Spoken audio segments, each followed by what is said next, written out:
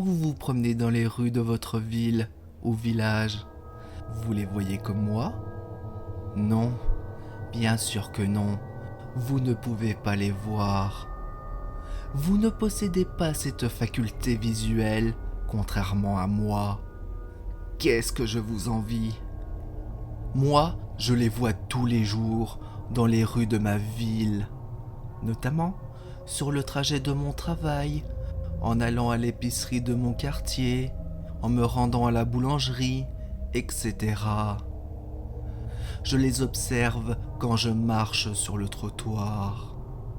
Ils sont là, devant chaque fenêtre, affichant un visage hagard et ayant l'air complètement perdu.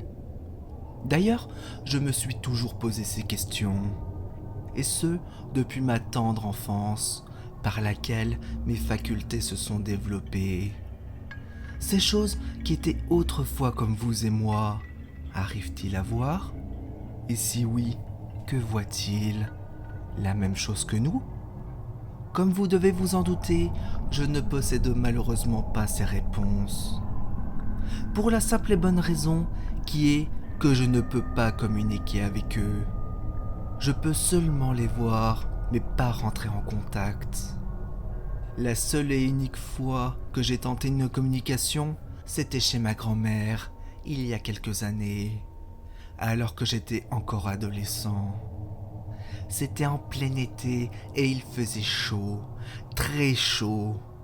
Je m'étais rendu à la cuisine pour boire un grand verre d'eau fraîche. Au début, je n'avais pas remarqué cette présence dans la pièce. J'étais trop pressé pour me rafraîchir. Mais après avoir pris un verre dans les placards, je me retourna en direction de l'évier. C'est alors que je l'ai vue face à la fenêtre.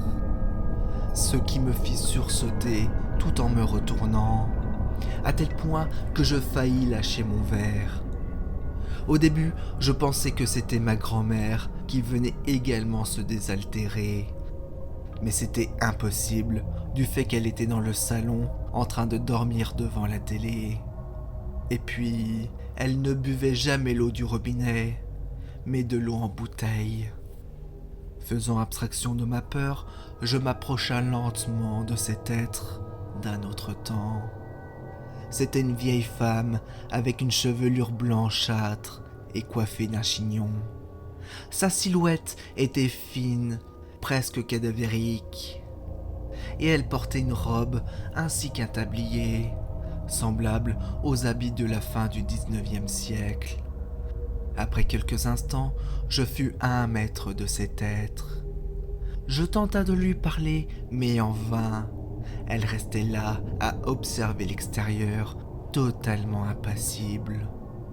Lentement, je me pencha devant elle pour voir son visage. La vieille femme esquissait un visage triste, et ses yeux vitreux observèrent le potager faisant face à la fenêtre. Je retentai alors de lui parler, mais en vain. Elle restait de marbre. Puis sans attendre, elle se retourna pour partir en direction du salon, tout en disparaissant progressivement. À ce jour, je ne l'ai plus jamais revue dans la maison de ma grand-mère. Mais j'ai fait quelques recherches sur son identité. Et je dois avouer que je fus empreint de la tristesse face à mes découvertes. Elle s'appelait Jeanne et elle était née dans les années 1840. Elle avait vécu toute sa vie dans la maison de ma grand-mère jusqu'à sa mort en 1917. Une mort remplie de tristesse et de souffrance, notamment celle de la perte d'un membre de la famille. En effet, Jeanne a attendu le retour de son unique petit-fils, et ce jusqu'à la fin de ses jours, car ce dernier fut enrôlé le 14 mars 1916 pour les tranchées de la bataille de Verdun. Mais, comme vous devez vous en douter, le petit-fils de Jeanne n'est jamais revenu du front, ce qui laissa la vieille dame dans l'attente du retour de l'unique membre de sa famille. Maintenant, je comprends l'attitude de l'esprit de Jeanne devant la fenêtre. Pendant des décennies après sa mort, elle n'a fait qu'attendre, encore et encore, espérant le retour de son unique petit-fils qui ne reviendrait jamais. Et j'imagine que ça doit être plus ou moins la même chose pour tous les êtres que je vois tous les jours.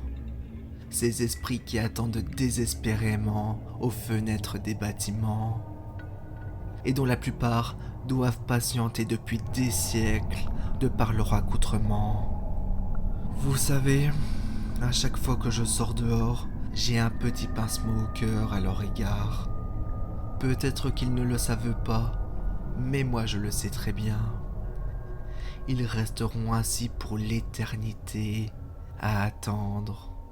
Quoi ? Je ne sais pas. Peut-être le salut de leur âme.